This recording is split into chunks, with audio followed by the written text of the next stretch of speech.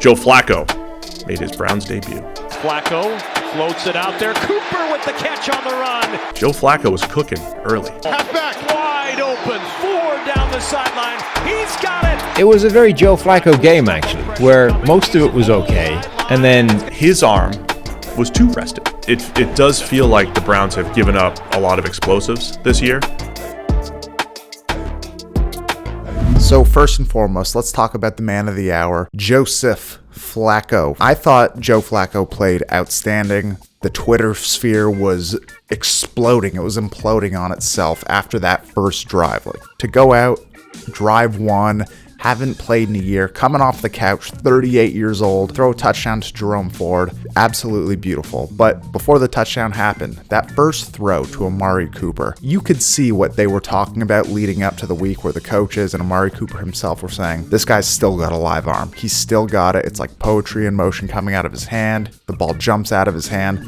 It was absolutely beautiful to see. And if we're all being honest here, we haven't seen a Browns quarterback look this good outside of Watson's two best games so far this season. He distributed the ball well. And to me, that was just a sign of Kevin Stefanski's offense is good. It has worked with 4 different quarterbacks this year. He made great throws. He made great throws to Harrison Bryant down the seam, Amari Cooper on the post, like we just mentioned, the deep ball to Elijah Moore. That throw to Njoku on the sideline, which just Njoku has to have better spatial awareness to understand where he's stepping in that moment. But Flacco has a ridiculous arm. He has ridiculous arm talent to be running out of bounds and throw a ball essentially back inbounds as he's falling to his right. It's insane.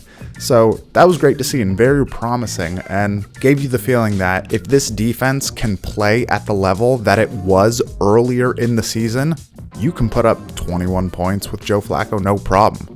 So a lot of very good stuff. Flacco's biggest thing that he needs to get under control, and which I'm sure he will, remember, he has not played since last season, is just don't be so eager to throw that deep ball sometimes. There were a couple times where it's 3rd and long, 3rd and medium, where he was just chucking a ball deep. Sometimes it worked, other times it was just incomplete, but the one time it didn't work out was a back-breaking interception. He would have guys open underneath. Even on the one drive where they got into the red zone, he threw the ball over top of Elijah Moore's head. It looked like he had David Njoku on a little out turn that could have been caught and converted, but he had his eyes in the end zone. He was hungry for another one. So you can't blame him too much, but there's these small aspects that will have to be ironed out, and I think that Stefanski is a bit of a quarterback whisperer. He's a guru in the sense where he can get a guy up to speed, ready to go, and he's going to treat them like an adult, not like they're just some limited camp arm. One area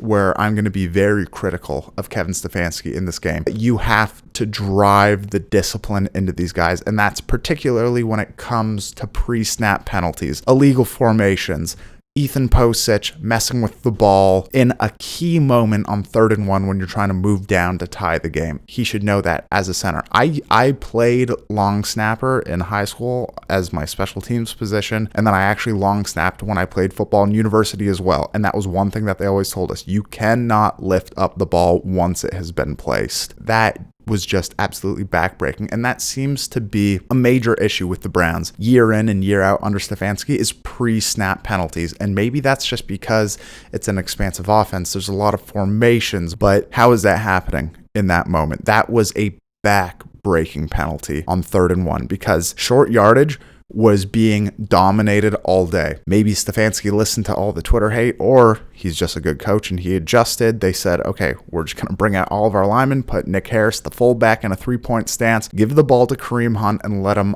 pound through the line and get those dirty yards. I like that. To me, that's an unstoppable play. If it were up to me, that would be all that I'm doing on 3rd and 1, unless, maybe you want to go play action, take a deep shot because you're going to get it on 4th and 1. I think a lot of people have been upset with the Elijah Moore pickup being like it hasn't really come out to much throughout the year, but to me, like, he's created separation all year. He just hasn't gotten the ball as much as you would like to see. You have to feed these guys. It's hard to pick up momentum and to feel like you're the guy when you aren't being treated as such by getting targets consistently on a consistent basis. So very good to see from him. I think he's just going to keep growing on that. I think he's that type of player. He's tough. He's a great route runner. Another player who absolutely stepped up. A guy who's been on the receiving end of a lot of hate from Browns fans, Harrison Bryant. Guys, you got to give it up to this guy. He played a fantastic game all around, scored a touchdown, had a great catch in the seam when Flacco just delivered an absolute laser, had another great catch working back downfield along the sidelines. I thought that Bryant did a very good job, and his ability as a secondary option in a pass progression or a third option in a pass progression, he's usually where he needs to be when it matters. And he's not the flashiest guy in the world, but that's not what he is. Not every guy is going to be Travis Kelce. Not every guy is going to be Mark Andrews. Sometimes you're just going to have a guy who is a role player and plays his role well, blocks well, catches the ball when it comes his way. And yes, Harrison Bryant hasn't been perfect in his career, but it's good enough. And Sunday was a game where it shows that it's good not to quit on a guy because he has some drops or some missed blocks or fumbles a snap.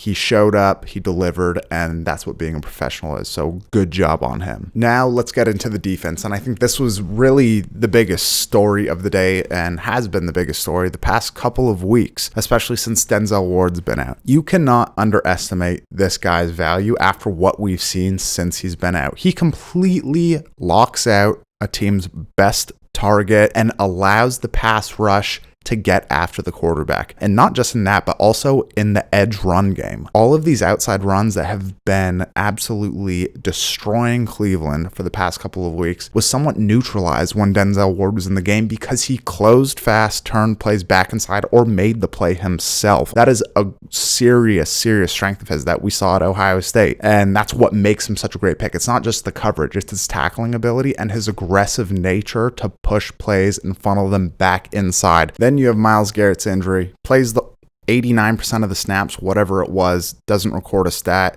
And this is where Zadarius Smith has been very disappointing this year, where he's had some good plays, but he hasn't been the equal counterpart to what Myles Garrett needs when he's attracting all of the attention that he does.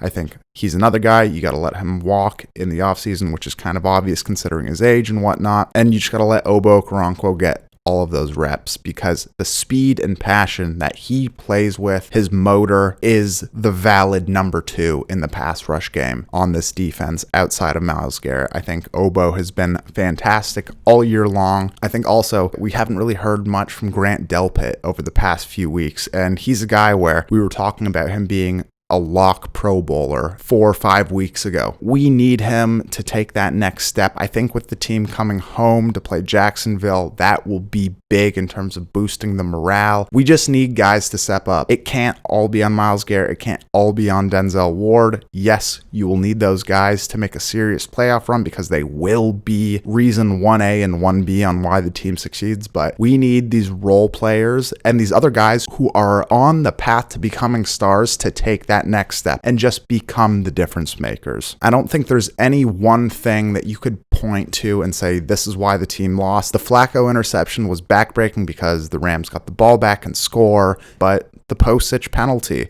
moving the ball on 3rd and 1, was equally as backbreaking. I don't think you could put it on Stefanski. I thought he called a good game, and I don't think that you can put it on Schwartz. Schwartz has been good all year. It's been a little bit of a tough game slide, but his best players are injured. So if we're going to give Schwartz the same grace saying, well, Myles Garrett's injured and Denzel Ward is out, we need to do the same for Stefanski. He's on his 4th quarterback, his 2nd running back. Both tackles have been injured.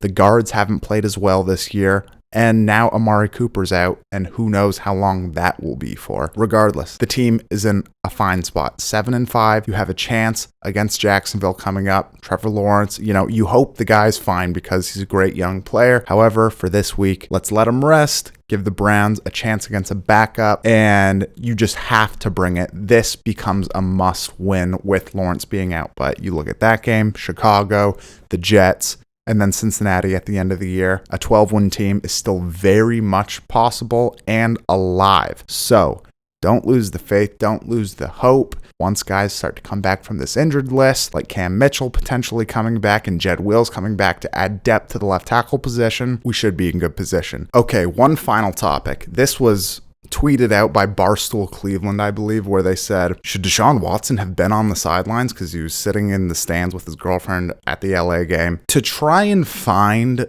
an issue in him sitting in the stands when he just had his surgery and starting his rehab and his shoulders in a full-out sling. First of all, he was on the sidelines pregame, and he was at the game in general. Like, he's basically been discharged from the team to be on his way doing his rehab. And the fact that people are looking to create controversy is just hilarious. For the time being, let's move on to the Jacksonville Jaguars. So if you want to hear more about that, guys, please subscribe to my podcast, the Optimistic Fan Club podcast. That's all we got for a name right now, but it's going to be a general NFL podcast where we talk about a couple games every week, some main storylines, maybe we do some rankings and whatnot, but I will always give some more time for the Browns. It will be coming out after this video comes out, so the recap's usually Thursday. The podcast will come out Friday, and it's unedited. It'll be more of a preview, like I said, and again, some more general NFL stuff because we gotta expand and branch out. And you guys are obviously fans of the NFL in general. You don't just want to hear about the Browns, so it'll be good. You can listen without having to go on YouTube. So subscribe to the show on Spotify. I'm working on getting it up on Apple Podcasts, so please be patient if you're an Apple person. But regardless, it's good stuff. And if anyone is looking for a fantastic Christmas gift, we got new Optimistic Fan Club stickers up on the site. So go buy those, guys. They really help support the channel. I'm trying to reinvest every dime of that back into this channel. I want to make this stuff look fantastic. So please continue to support the channel and do that. Great gift, cheap gift. It'll last a lifetime on your car or laptop. So thank you guys so much for watching. Let me know what you thought of the game in the comments. Let's be civil with one another. Just kidding. Go nuts. And we'll see you in the next one. Later.